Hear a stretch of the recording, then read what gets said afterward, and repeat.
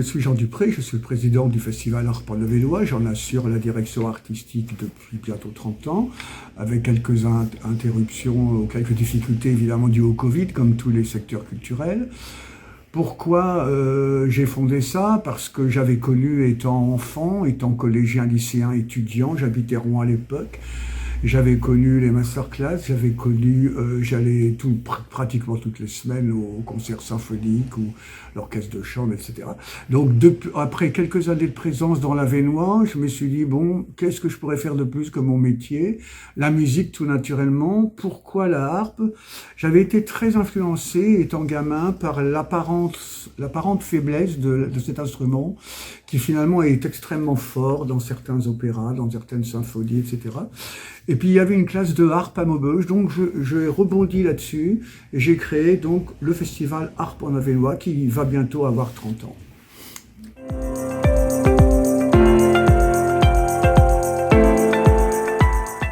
Bon, bien sûr, on a de solides partenaires, hein. Je citerai la scène nationale à Maubeuge, le Manège, beaucoup d'autres. On a développé de nombreux partenariats avec les Jeunesses musicales de France, avec la SACEM, avec les structures locales, bien entendu, et puis en outre cela correspond, je pense, à un besoin. Les gens ont besoin de musique, les gens ont besoin de culture, les gens ont besoin de voir les artistes. Et noyau dur de notre festival, c'est les masterclass, c'est-à-dire que nous faisons venir des jeunes de France entière, de l'étranger, pour rencontrer des grands maîtres. Et ça, c'est quelque chose qui existe dans très peu d'endroits. Les jeunes viennent, ou les jeunes ou les moins jeunes, bien sûr, viennent pour rencontrer des grands maîtres de l'instrument à des prix tout à fait compétitifs, avec un accueil dans nos familles, enfin, etc.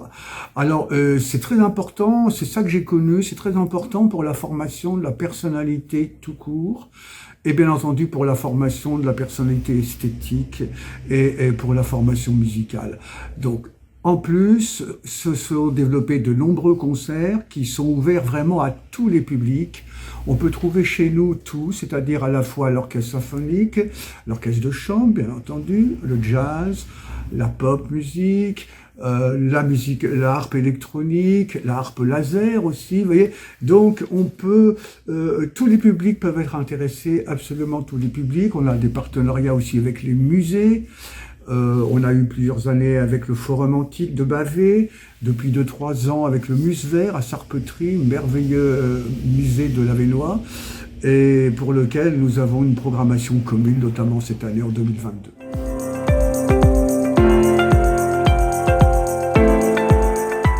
Eh bien, à tous les publics. Alors, c'est-à-dire que c'est à la fois, bien sûr, des mélomanes, c'est des gens qui connaissent l'instrument, mais évidemment pas que. Nous avons des concerts, une programmation à la fois plus classique, mais à la fois très éclectique, comme je viens de le dire. Donc, par exemple, en 2022, le premier concert, le 5 mars, c'est de la musique pop, c'est de la musique électronique, c'est une jeune artiste qui est sur scène. Le spectacle s'appelle Des comètes, donc ça veut tout dire, c'est-à-dire qu'on a l'impression de voyager dans l'espace.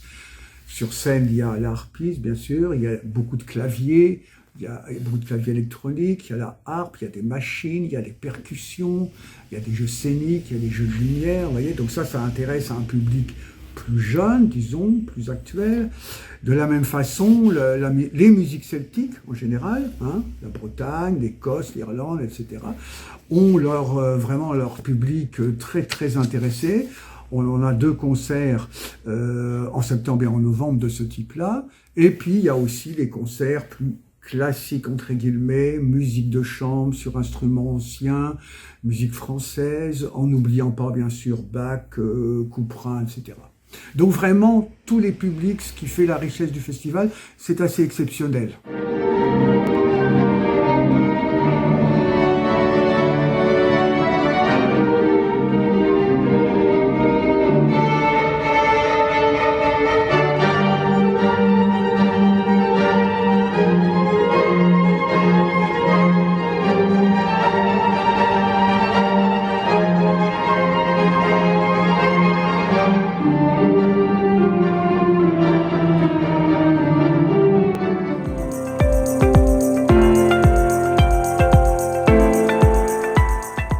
le jeune public, on peut dire. Alors cette année, malheureusement, nous avons dû annuler la masterclass, comme depuis 2 ans à cause de la Covid.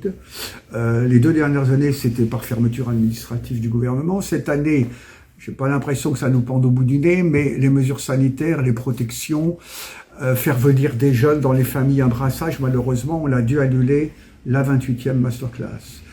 C'est un peu dommage parce qu'il y avait 7 artistes qui devaient être maîtres de stage, mais c'est comme ça. Alors pour le jeune public, il y aura plus particulièrement cette année le 5 mars, donc le spectacle des comètes que nous donnons en partenariat avec la scène nationale Maubeuge Le Manège, en partenariat avec le festival d'Aulnoy-Emery Les Nuits Secrètes, et en coproduction avec plusieurs scènes françaises.